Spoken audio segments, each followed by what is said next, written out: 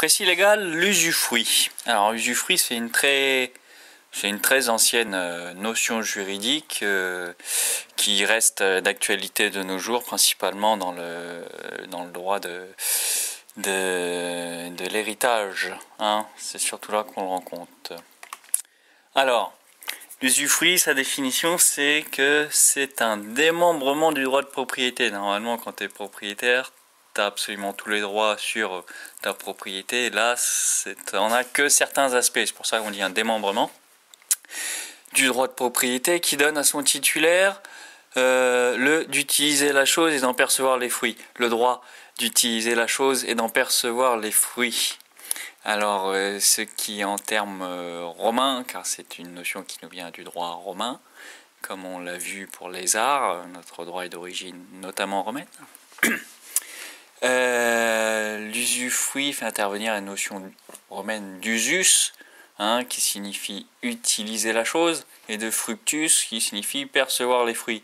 Donc on pourrait se demander si est-ce que usage ne serait pas une bonne traduction. Oui et non.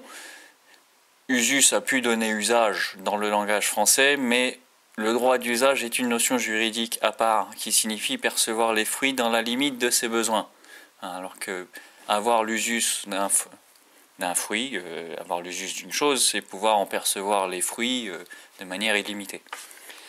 Donc, ça c'était pour la définition littéraire, si je peux dire.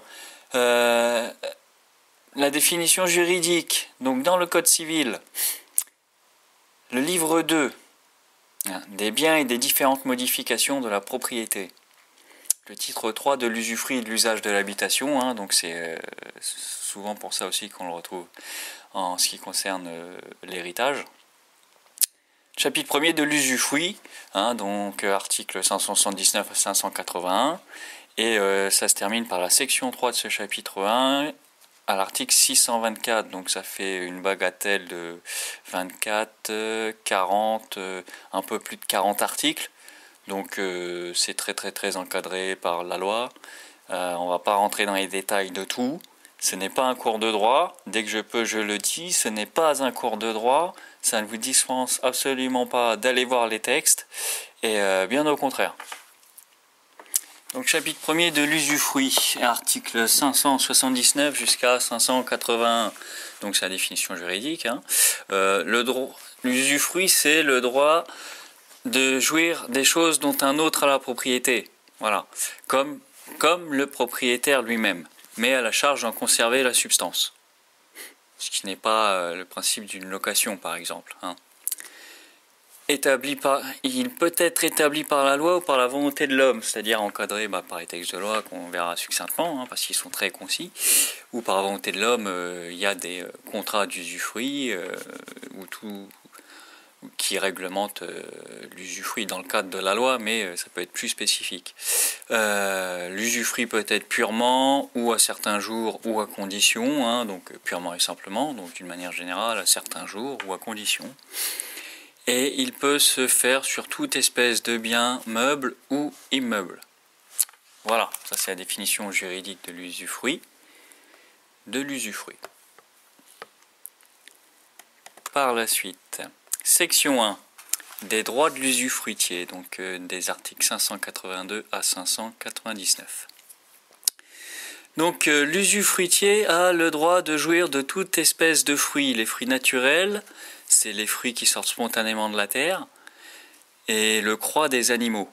Les fruits industriels sont les fruits qu'on obtient par la culture, et les fruits civils sont les loyers, les intérêts, les arrérages, les baux à ferme. Les baux à ferme, arrérage, c'est plus très courant, mais ça existe encore. L'usufruitier doit restituer les consommables. Donc les consommables, c'est toute chose qui ne peut s'utiliser sans se détériorer. Donc c'est large comme concept, c'est juridique. Ou leur valeur estimée à la fin de l'usufruit. Les choses qui se détériorent peu à peu par l'usage sont rendues dans l'état. Les meubles, qui peuvent durer 50 ans, on les rend dans l'état à la fin de l'usufruit. La pousse des fruits, la coupe des bois. Alors ça, c'est bien c'est dans les derniers articles, j'ai pas noté les numéros à chaque fois. Ça montre bien quand même que comment vivaient les Français à cette époque-là, que la France était bien un pays boisé, car effectivement il y a plusieurs articles là, en ce qui concerne la coupe des bois, hein. On parle de bois de haute futée, de bois de taillis, et la loi réglemente très rigoureusement l'usage pour l'usufruitier de ces bois, hein. Donc effectivement, en 1800, on chauffait par l'électricité, donc il était important d'encadrer l'usage des bois sur un terrain donné à usufruit. C'est donc toujours le cas, il y a de moins en moins de gens que ça concerne, mais ça a eu existé et ça existe encore. Donc la pousse des fruits, on parle de leur état de pousse au moment où il prend et il rend l'usufruit, ça appartient soit à l'usufruitier, soit au propriétaire. Donc c'est selon, référez-vous au texte, c'est assez compliqué à expliquer, donc là on ne voit que succinctement la chose, on en parle. Voilà. L'usufruitier peut donner à bail son usufruit, l'objet de son usufruit, donc son bien, meuble ou immeuble. Si le bail dépasse 9 ans, de toutes les manières il ne peut être renouvelable que pour 9 ans. Voilà, c'est la règle, je ne sais pourquoi.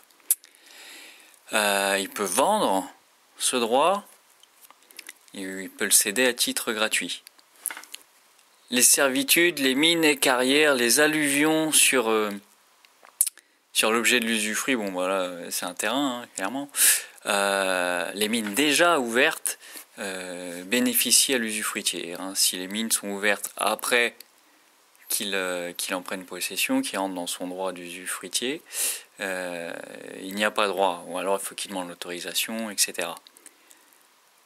Les servitudes lui appartiennent et celles qui sont à sa charge, il en est redevable comme le propriétaire. Et les alluvions font partie intégrante de l'objet de l'usufruit. Section 2.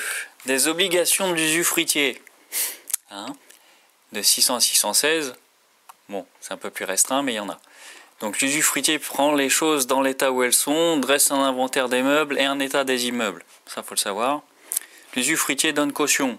Et après, il y a plusieurs systèmes, s'il peut ou pas. On vend les meubles, on place l'argent, on en tire des intérêts. Bon. L'usufruitier n'est tenu qu'aux réparations d'entretien. Ni le nu propriétaire ni l'usufruitier ne sont tenus de rebâtir ce qui est tombé de vétusté. Ça, faut le savoir. Ça peut être source de litige, mais voilà, c'est clair et net. Alors, quand on a l'usufruit d'un animal, s'il périt sans que ce soit de notre faute, on ne doit rien au propriétaire. Car on n'oublie pas que quand on est usufruitier, on en a un large usage, on a l'usufruit et le fructueux, qu'on n'est pas propriétaire. Si la chose disparaît, il y a responsabilité quand même. Donc, si ce n'est pas de notre faute, on ne rend rien. Et si on a l'usufruit d'un troupeau, on rend les cuirs ou leur valeur. Et s'il n'y a qu'une partie du troupeau qui périt, c'est pareil, on rend la valeur ou on essaye de replacer les têtes, hein, les têtes du troupeau. Bien évidemment. Section 3, comment prend fin l'usufruit? Bien évidemment, hein, toute chose prend fin.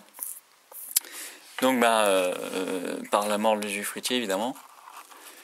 L'expiration dans le temps lorsqu'elle est prévue. La réunion sur une même tête des deux qualités d'usufruitier et de propriétaire, ça peut arriver notamment dans l'héritage. Par le non-usage du droit pendant 30 ans, ça c'est la prescription acquisitive. Oh là là, dur. Acquisitive. Et souvent c'est pas bon signe parce que c'est quelqu'un d'autre qui l'acquiert. Ou la perte totale de la chose. Donc forcément, comme il n'y a plus d'objet, il n'y a plus de droit qui est lié, donc il n'y a plus d'usufruit. L'usufruit ne peut être supérieur à 30 ans pour les non particuliers, donc les sociétés, etc., hein, tout ce qui n'est pas particulier. La vente, en cas de vente d'un objet sous usufruit, le prix est réparti. Le prix est réparti entre le propriétaire et l'usufruit, hein, à proportion de la valeur de l'usage. Sinon, l'usufruitier peut garder son droit à usufruit sur la chose, même s'il est vendu. Voilà.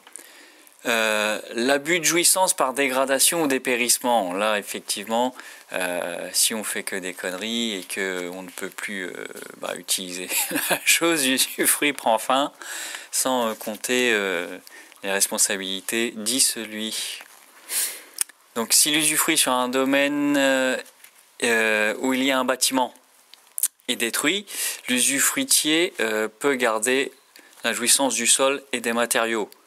Si l'usufruit ne porte que sur un bâtiment qui est détruit par cas fortuit, évidemment, on ne rentre pas dans le cas où c'est la responsabilité de l'usufruitier ou du propriétaire, bien qu'on a vu à la section précédente que les bâtiments qui tombent de vétusté, aucun des deux n'est tenu à le réparer, à le remettre sur pied.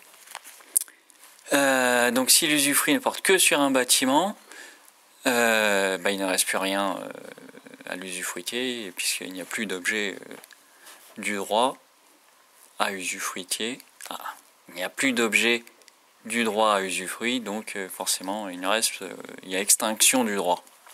Voilà, donc sur l'usufruit c'est assez lourd, j'ai essayé de faire concis, c'est pas évident. Il faut se faire référer de toutes les manières au texte. De toute façon, ces vidéos, c'est pas fait pour tenir lieu de fin de toute chose. Il faut se référer au texte. C'est une introduction. C'est pour éclaircir les choses qui vont être de toutes les manières un peu confuses. Et je ne sais plus du tout ce que je voulais dire. Voilà, donc l'usufruit prend fin. Non, je ne sais plus du tout ce que je voulais dire. Et comme disait ma grand-mère, si tu t'en souviens plus, c'est sûrement que c'était pas grave. Donc, bonne lecture.